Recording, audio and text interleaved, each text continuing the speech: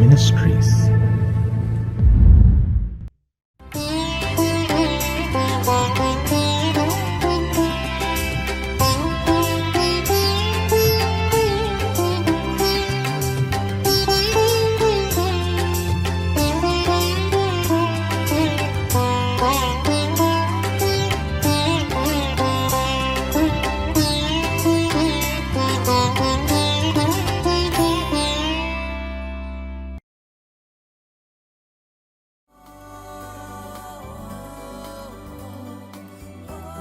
நீர் எனக்கு அடைக்கலமும் சத்ருவுக்கு எதிரே பலத்த துருகமுமாயிருந்தீர்.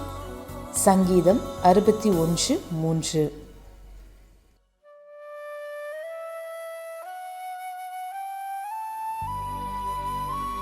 For thou hast been a shelter for me, and a strong tower from the enemy. Psalms 61:3. கர்த்தருடைய பரிசுத்த நாமம் மகிமைப்படுவதாக. மகிழ்ச்சிகரமான கடைசி மாதத்தில் காட் கூஸ் இஸ் மினிஸ்ட்ரி சார்பாக உங்களை சந்திப்பதில் பெரும் மகிழ்ச்சி அடைகிறேன். இந்த ஆண்டு முழுவதும் தேவனாகிய கர்த்தர் நம்மையும் நம் குடும்பத்தையும் கிருபையால் தாங்கி நடத்தியிருக்கிறார். நம்முடைய போக்கிலும் வரத்திலும் நம்முடைய பிரயாணங்களிலும் கர்த்தர் நமக்கு துணையாயிருந்தது மாத்திரமல்ல, நம்முடைய பலவீனங்களிலே தம்முடைய வார்த்தையை அனுப்பி பலப்படுத்தியிருக்கிறார்.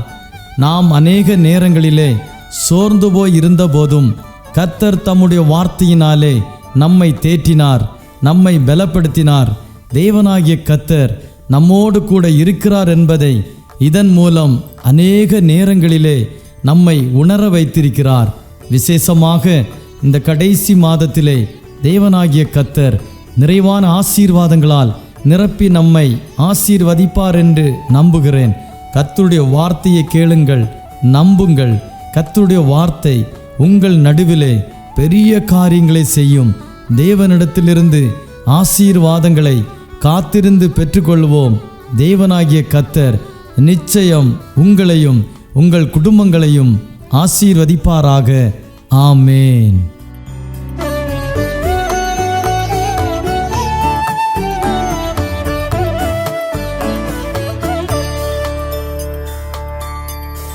ஆண்டவரும் இரட்சகருமாய் இயேசு கிறிஸ்துவின் நாமத்தினாலே உங்கள் யாவருக்கும் அன்பின் வாழ்த்துக்கள். இன்று மன்னா நிகழ்ச்சியை கேட்கிறவர்கள், பார்க்கிறவர்கள் இந்த கிறிஸ்து பிறப்பு நாளிலே உங்களை ஆண்டவர் ஆசீர்வதிக்கட்டும். ஜெபிப்போமா. என் அன்பு பரலோக தந்தையே, உடைய செல்லக்குமாரன இயேசு கிறிஸ்துவின் நாமத்தினாலே உம்மை வாழ்த்தி வணங்குகிறேன். இந்த பிறப்பின் நாளிலே இருளில் இருக்கிற ஜனங்கள் பெரிய வெளிச்சத்தை காண வேண்டும் என்ற வார்த்தையின்படி இந்த நாளிலே இந்த மாதத்தினுடைய வாக்குத்தத்தத்தை சுதந்திரித்துக் கொள்ள ஆண்டவர் உதவி செய்ய வேண்டும் என்று சொல்லி ஜெபிக்கிறேன். இயேசுவின் நாமத்தில் ஜெபிக்கிறோம் நல்ல பிதாவே. ஆமேன், ஆமேன், ஆமேன். எனக்கு அருமையான தேவனுடைய பிள்ளைகளே, இன்றைக்கு இந்த மாதத்திலே கர்த்தர் எனக்கு கொடுத்திருக்கிற ஒரு வாக்குத்தத்தத்தின்படி நான் உங்களோடு பேச விரும்புகிறேன். ஏசாயா 54 அதிகாரம் 11 வசனம் சொல்லுகிற 17 வசனம். ஏசாயா 54 17 வசனம் சொல்லுகிறது, உனக்கு விரோதமாய் உருவாக்கப்படும் எந்த ஆயுதமும் வாய்க்காதே போகும். உனக்கு விரோதமாய் நியாயத்தில் எழும் எந்த நாவையும் நீ குற்றப்படுத்துவாய் என்ற வசனம் உங்களோடு பேசட்டும். உனக்கு விரோதமாய் உருவாக்கப்படும் எந்த ஆயுதமும் வாய்க்காதே போகுமா. எனக்கு அன்பான தேவனுடைய பிள்ளைகளே, விரோதமாய் அதில் ஒரு வார்த்தை, உருவாக்கப்படும் அது ஒரு வார்த்தை, எந்த ஆயுதமும் வாய்க்காதே போகுமா. நீ ஆண்டவருடைய பிள்ளையாய் இருந்தால், கர்த்தருடைய வார்த்தைக்கு கீழ்ப்படுகிறவனாய் இருந்தால், ஆண்டவருடைய வார்த்தை விசுவாசிக்கிறவனாய் இருந்தால், ஆண்டவரை உறுதியாய் நம்புகிறவனாய் இருந்தால், உனக்கு விரோதமாய் உருவாக்கப்படும் எந்த ஆயுதம் வாய்க்காது. ஏன் ஆண்டவர் இந்த வார்த்தை எனக்கு எடுத்தார் என்றால், இந்த வருஷத்தினுடைய இறுதி நாட்கள், இதுவரை சத்துரு பல வழிகளிலே, சபைகளிலேயும் சரிதான், நம்முடைய குடும்ப வாழ்க்கையிலும் சரிதான், நம்முடைய ஊழியத்திலும் சரிதான், நமக்கு விரோதமாய் பல காரியங்கள் எழும்பலாம். விரோதம் என்ற வார்த்தை மாம்சத்தின் கிரியிலே இருக்கிறது. பகை, விரோதங்கள் கலாத்தியரில் சொல்லப்பட்டிருக்கிறது. இதெல்லாம் இருக்கிறது. உனக்கு விரோதமாய் உருவாக்கப்படுகிற, சில நம்மளாலே உருவாக்குறோம், இல்லைன்னா மற்றவங்களை நமக்காக உருவாக்கப்படுகிற சத்ருவால் சில விஷயங்களை சத்ரு நமக்கு விரோதமாய் எழும்பி வருவான். ஊழியத்துக்கு விரோதமாய், குடும்பத்துக்கு விரோதமாய், சபைக்கு விரோதமாய் எழும்பி வருவான். உனக்கு விரோதமாய் உருவாக்கப்படும் எந்த ஆயுதமும் வாய்க்காது. ஆண்டவர் சொல்லுகிற, இதோ சர்ப்பங்களை தேள்களை மிதிக்கவும் சத்துடைய சகல வல்லமை உங்களுக்கு மேற்கொள்ள அதிகாரம் கொடுக்கிறேன். அது ஒன்று உங்களை சேதப்படுத்துவதில்லை. நம்மளை சேதப்படுத்துவதற்கு சத்ரு விடவே ஆண்டவர் அனுமதிப்பதில்லை. ஆனால் சில நேரத்தில் ஆண்டவர் அனுமதித்திருக்கலாம். யோபுடைய வாழ்க்கையிலே நீங்கள் பார்க்கும்போது கர்த்தர் அனுமதித்திருக்கிறார். சில விஷயங்களை கர்த்தர் அனுமதி கொடுப்பார். சில விஷயங்களை கர்த்தர் நம்முடைய விசுவாசத்தை பொறுத்து, நம்முடைய நம்பிக்கையை பொறுத்து, நம்முடைய வாழ்க்கையை பொறுத்து, நம்முடைய பரிசுத்தத்தை பொறுத்து, நம்முடைய காரியங்களை எல்லாம் கர்த்தர் என்ன செய்வார்? ஆண்டவர் நடத்துவார். எனக்கு அருமையானவர்களே, இதில் என்ன சொல்லப்படுகிற, உனக்கு விரோதமாய் உருவாக்கப்படும் எந்த ஆயுதம், ஆயுதம் என்று உருவாக்கப்படுகிற விரோதம், நம்மளை நாமே விரோதம் நாய் உருவாக்குவது எப்படின்னா, நம்ம நாவினால, நம்முடைய வார்த்தையினால, நம்முடைய பேச்சினால நம்மளே உருவாக்குறோம். நம்மளே உருவாக்கிட்டு சாத்தான் மேலே பழிய போடும். எது கேட்டாலும் சாத்தான் சாத்தான். அப்படி கிடையாது. எனக்கு அருமையானவர்களே, நம்மளே உருவாக்கிக் கொள்கிறோம். சில மனுஷர்கள் நமக்கு விரோதமாக எழும்பி உருவாக்கப்படும் எந்த ஆயுதம் என்பது நான் ஏற்கனவே சொல்லுகிறேன். மனுஷனுக்கு நாவு தான் முதல் ஆயுதம். நாவினால சொல்கிற வார்த்தைகள், நாவினால சொல்லுகிற வார்த்தைகள் நம்ம இருதயத்தை காயப்படுத்தும். மற்றபடி இருதயத்தை காயப்படுத்தும். ஆயுதம், சில ஆயுதம் நமக்கு கட்டையோ இல்லை அருவாலோ எடுத்து கொலை பண்ணுகிற கூட நடக்கிறது. எந்த ஆயுதம் வாய்க்காதே போகும். உனக்கு விரோதமாக நியாயத்தில் எழும்பும் எந்த நாவையும் நீ குற்றப்படுத்துவாய். அதாவது உனக்கு விரோதமாய் நியாயத்தில், நம்ம ஒரு நியாயத்தை வச்சிருப்போம், மனுஷன் ஒவ்வொரு விதமாக நியாயத்தை வச்சிருப்பாங்க. நான் கர்த்தர் ஒரு நியாயத்தை வச்சிருப்பேன். விரோதமாய் நியாயத்தில் எழும்பும் எந்த நாவையும் நீ குற்றப்படுத்துவாய்.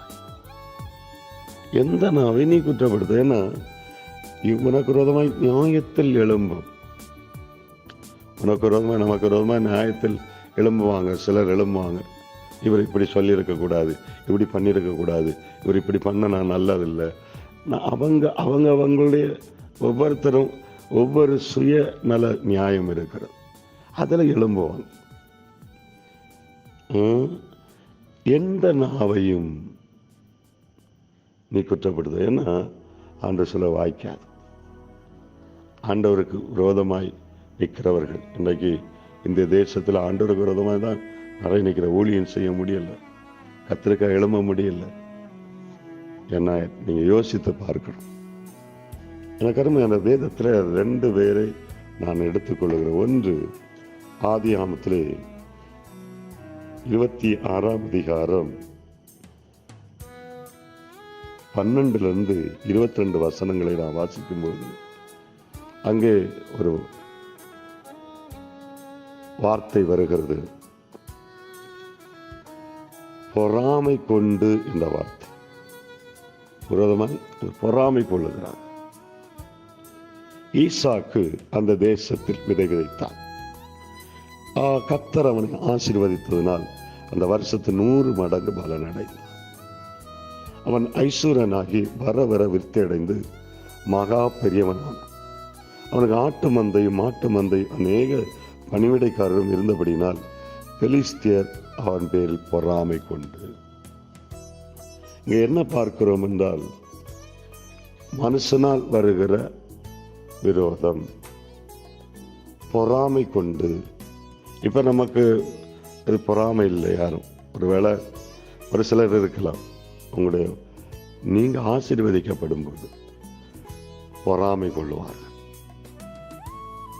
பாருங்க, பொறாமை கொண்டு இதுவும் ஒரு காரியம். ஏன்னா ஒரு மனுஷனை நமக்கு பிடிக்கலைன்னா அவங்க எனக்கு விரோதமாய் பொறாமை கொள்ளுவது.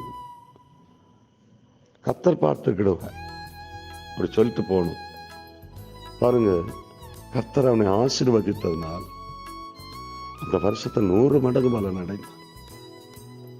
அவன் ஐஸ்வர்யனாய், ஈசாக்கு ஐஸ்வர்யனாய் வர வர பெரியவனாயிட்டு இருக்கான், மகா பெரியவனான. மாட்டு மந்த அநேக பணிவிடைக்கர் இருந்தபடினால் பெலிஸ்தியன் அவன் பேரில் பொறாமை கொண்டு அவன் தகப்பன ஆபிரகாம் நாட்கள் அவனுக்கு வேலை துறவுகள் எல்லாம் அதாவது துறவுகளை தூத்து மண்ணினால் நிரப்பி போட்டார்கள். அமலேக்கு ஈசாக்கை நோக்கி, நீ எங்களை விட்டு போய்விடு, எங்களை பார்க்க நீ பலத்தவனாய் இருக்கிறாய் என்றார். அப்பொழுது ஈசாக்கை விடப்பட்டு புறப்பட்டு கேராவின் பள்ளத்தாக்கு கூடாரம் போட்டு அங்கே குடியிருந்தார். தன் தகப்பன ஆபிரகாம் நாட்டில் வெட்டினவைகளை ஆபிரகாம் மரித்த பின்பு பெலிஸ்தர் தூத்து போட்டவைகளினால் துறவுகளை மறுபடியும் தோண்டி தன் தகப்பன் அவைகளில் இட்டிருந்த பெயர்களில் அவைகளில் பேரிட்டார். ஈசாக்கு வேலையாளர் பள்ளத்தாக்கில் சுரக்கு நீரிட்டு கண்டார்கள். பாருங்க, எல்லா வேலைகளும் செஞ்ச உடனே அதை அப்படியே மூடி போட்டாங்க, பொறாமை கொண்டு. சில ஊழியங்களில் பொறாமை கொண்டு சபையை பூட்டுவார்கள். சில ஊழியக்காரர்களுக்கு விரோதமாக எழும்பி அவளை அலட்சியமாக நினைப்பான், பொறாமை கொண்டு. நல்லா பாடுறான்ப்பா, நல்லா ஆராதிக்கான்ப்பா, பொறாமை. இந்த பொறாமை ஒரு மனுஷனுக்குள்ள வந்துச்சுன்னா சில நேரம் சத்துருவனால் கொண்டு வர்றது. வாசிங்க, உனக்கு ரோதமா எலும்பும் ஆயுதம் வாய்க்காதே வாய்க்காதே, ஒரு வழியா வருவன் எதிரி 7 வழியா ஓடுவன், வெட்கப்பட்டு போவதில்லை, நீ வெட்கப்பட்டு போவதில்லை. பாருங்க, நமக்கு விரோதமாக உருவாக்கப்படும் எந்த ஆயுதம். பாருங்க, அங்கண்டு விலகினான், ஈசாக்கு விலகினான். போராடும் மேய்ப்பர்கள் இந்த தண்ணீரை தங்களுடையது என்று சொல்லி ஈசாக்கினுடைய மேய்ப்பரோடு வாக்குவாதம் பண்ணி அவர்கள் தன் வாக்குவாதம் பண்ணினவுடன் அந்த துறவு ஏசக் என்று பெயரிட்டார். இன்னொரு இடத்துல பெயரிடுகிறான், சித்னாக் என்று பெயரிட்டான். 2 இடத்துல துறவு வெட்டினார்கள். 2 இடத்துலையும் பொறாமை கொண்டு அந்த துறவை கிணற மூடிட்டாங்க. அவன் வாக்குவாதம் பண்ணல, வாக்குவாதம் ஒதுங்கி போன. சில நேரங்களில் துஷ்டனை கண்டா தூர விலகி போன்னு சொல்லும். அப்படிதான் எங்களுடைய சபையும் உருவானது. 2 இடத்துல நான் கூட்டம் ஆரம்பித்தேன். 2009 2 இடத்துல ஆரம்பித்தேன். ஒரு இடத்துல போட்டு நாங்கள் அது என்ன துறவை ஏசெக் என்று பெயரிட்டார். 2வது துறவு ஊழியம் செஞ்சோம். அங்கே செட்டெல்லாம் பிரித்து ஆற்றுல போட்டாங்க, சித்னாக் என்றோம். இப்போ நான் 14 வருஷமாக ஒரு குளத்தங்கரை பக்கத்தில் கீழே வீடு மேலே சர்ச்சு வச்சு நடத்திட்டு இருக்கேன்னா ரகபோத். பின்பு அவன் பெயர்ந்து போய் வேறொரு துறவை வெட்டினான். அதை குறித்து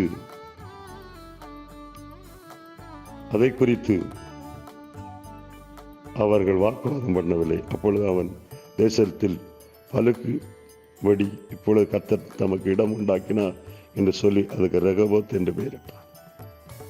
நாங்களும் அப்படிதாங்க. இது அனுபவத்தோடு நான் உங்களோடு பிரசங்கம் பண்ணுகிறேன். முதல்ல சர்ச்சி கூட்டம் நடத்த போன இடத்துல ஒரு வீட்டில் நடத்திட்டு இருந்தேன். அங்கே சில மக்கள் எனக்கு விரோதமாக எழும்பி இந்த கூட்டம்லாம் நடத்தக்கூடாதுன்னு சொல்லி 2009 பிரச்சனை பண்ணாங்க. அதிலிருந்து ஒரு மாதம் கழிச்சு எங்களுடைய சொந்த நிலத்தில் செட்டை போட்டோம். செட்டுன்னா ஓலை வைத்து மறைச்சி செட்டு போட்டு கூட்டம் நடத்த போனோம். சனிக்கிழமை வச்சேன். ஞாயிற்றுக்கிழமை காலையில் போய் பார்த்து அந்த செட்டையை பிரித்து ஆற்றுல போட்டாங்க. அந்த இடம்தான் சிட்னாக் என்று பேரிட்டேன். அந்த இடம்தான் 2 இடத்துல வாக்குவாதம் பண்ணாங்க. நான் பொறுமையாக இருந்தேன். 2 இடத்துல வாக்குவாதம் பண்ணாங்க, நான் பொறுமையாக இருந்தேன். 3வது இடத்துல கர்த்தர் கொண்டு வந்து நிறுத்தியிருக்காருன்னா இதான் ரெகபோத் சபை. என் சபை ரெகபோத் சபை. நிச்சயமாய் எனக்கு ஆண்டவர் தந்த வசனம், உனக்கு விரோதம் உருவாக்கப்படும் எந்த ஆயுதம் வாய்க்காதே போ. சாத்தானால் கொண்டு வருகிற ஆயுதமும் உண்டு. அது மத்தேயு 5ஆம் அதிகாரம் 1-16 வசனங்கள் நீங்கள் வாசித்து பாருங்கள். அந்த அதிகாரத்தில் யோகியம் பிசாசினால் பிடித்த மனுஷனை கர்த்தர் அவனுக்கு நல்ல கல்லறையில் கடந்த அந்த மனுஷனை சத்ருனால் கொண்டு வர போராட்டங்கள், சத்ருனால் உருவாக்கப்படும் ஆயுதங்கள் அவனை கர்த்தர் விடுவித்தார். எங்கள் அன்பான தேவனுடைய பிள்ளைகளை, உனக்கு விரோதமாக உருவாக்கப்படும் எந்த ஆயுதம் வாய்க்காதே போகும். ஆனால் வாய்க்காமல் போகணும். அவரால் கூடுற கூட்டம் அல்ல. இதோ உனக்கு விரோதமாக கூட்டம் கூடின, அது என்ன கூடுற கூட்டம் அல்ல. எவர்கள் உனக்கு விரோதமாக கூட்டம் கூட அவர்கள் உன் பட்சத்தில் வருவார்கள். சிலர் சொல்லுவாங்க, இதோ உனக்கு விரோதமாய் கூட்டம் கூடுது, அது என்னால் கூடுகிற கூட்டம் அல்ல என்று பாரு. என்னால் என்றால் தேவனால். எதுக்கெடுத்தாலும் தேவன் தான் செஞ்சாரு, தேவன் தான் சொன்னாரு, அப்படி சொல்லவே கூடாது. நம்ம சுயத்திலேயே சொல்லி சொல்லி பழகிட்டோம். தேவன் தான் சொன்னாரு, இந்த வசனத்தை தேவன் தான், வசனம் எனக்கு ஆண்டவர் உணர்த்தினார். இந்த மாசத்துடைய வாக்குத்தத்தம், உனக்கு விரோதமாய் உருவாக்கப்படும் எந்த ஆயுதம் வாய்க்காதே போ. அது ஆண்டவர் நிறைவேற்றுவார். இந்த வசனத்தை பிடித்து வாக்குத்தத்தம் உண்மை. யார்கிட்ட போய் கை வச்சு ஜெபம் பண்ணணும் கிடையாது. வசனங்கள் இருக்கு, அதான் தீர்க்கதரிசன வார்த்தை.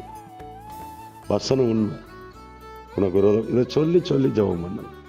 சொன்னீரே, உனக்கு விரோதம் உருவாக்கப்படும் எந்த ஆயுதம் வாய்க்காது போகும் என்று சொன்னீரே.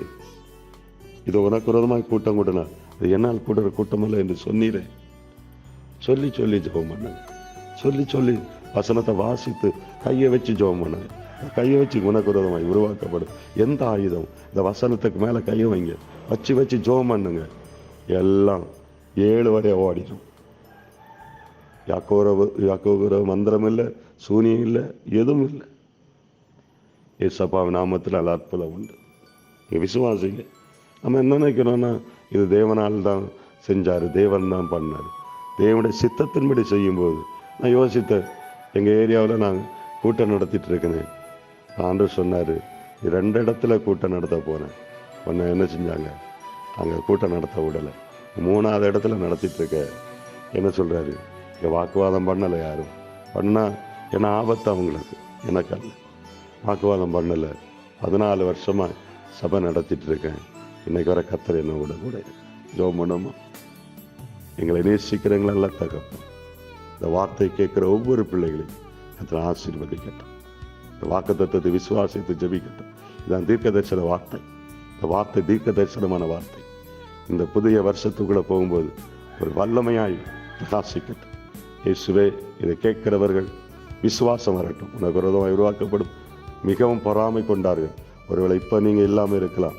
நீங்கள் விருத்தி அடையும் போது, வளர்ச்சி அடையும் போது உங்களுக்கு விரோத மனுஷர்கள் பொறாமை கொள்ளுவார்கள். ஈசாக்கா அப்படி தான் செஞ்சாங்க. இதை சாட்டா சுருக்கி சொல்கிறேன். பெலிஸ்தீர்கள் மேல் பொறாமை கொண்டார்கள். எத்தனை பேர் பொறாமை கொண்டாலும் கர்த்தர் கூட இருந்தார். அது வாய்க்காதே போ. இயேசுவின் நாமத்தில் ஜெபிக்கிறோம். வசனத்தின்படியே வாழட்டும். கை வச்சு ஜெபம் பண்ணட்டும். இயேசுவின் நாமத்தில் ஜெபிக்கிறோம் நல்ல பிதா. ஆமென், ஆமென்.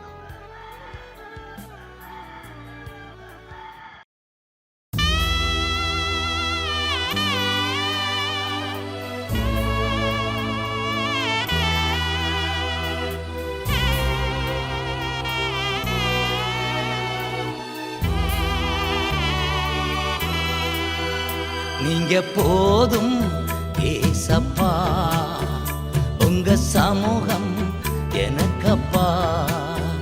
நீங்க போதும் ஏசப்பா, உங்க சமூகம் எனக்கப்பா.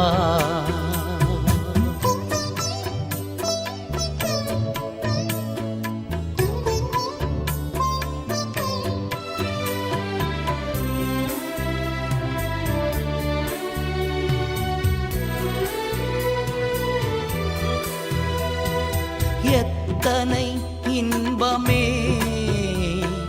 உந்தன் சமூகமே, எத்தனை இன்பமே உந்தன் சமூகமே. உள்ளமும் உடலுமே உமக்கா ஏங்குதே, என் உள்ளமும் உடலுமே உமக்காய் ஏங்குதே. நீங்க போதும் ஏசப்பா, உங்க சமூகம் எனக்கப்பா. நீங்க போதும் ஏசப்பா, உங்க சமூகம் எனக்கப்பா.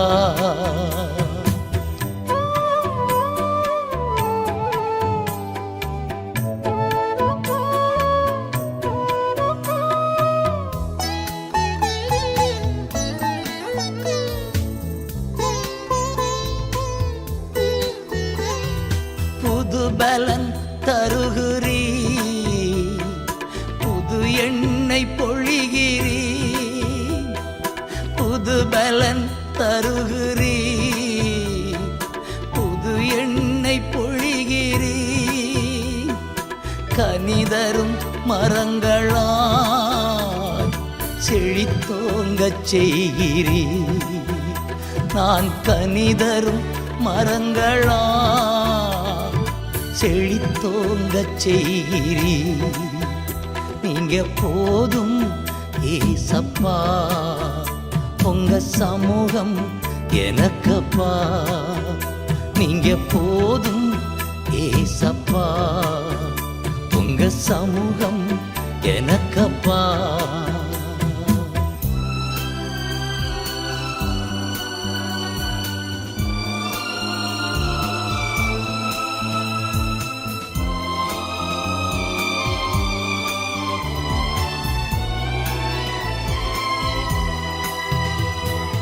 அப்பாவும் சந்நிதியில் எப்போ நான் வந்து நிற்பேன். அப்பாவும் சந்நிதியில் எப்போ நான் வந்து நிற்பேன். திருமுகம் கண்டு நான் திருப்தியில் மூழ்குவேன். திருமுகம் கண்டு நான் திருப்தியில் மூழ்குவே. நீங்க போதும் ஏசப்பா, உங்க சமூகம் எனக்கப்பா.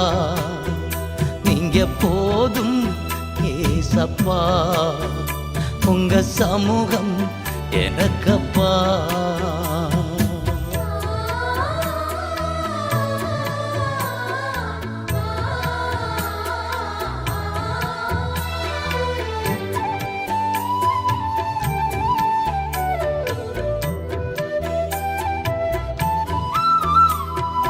தேனிலும் இனிமையே தேவிட்டாத அமுதமே.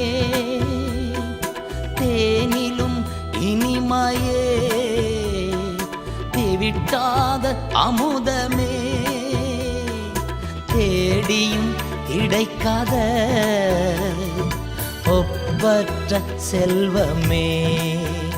நான் தேடியும் கிடைக்காத ஒப்பற்ற செல்வமே.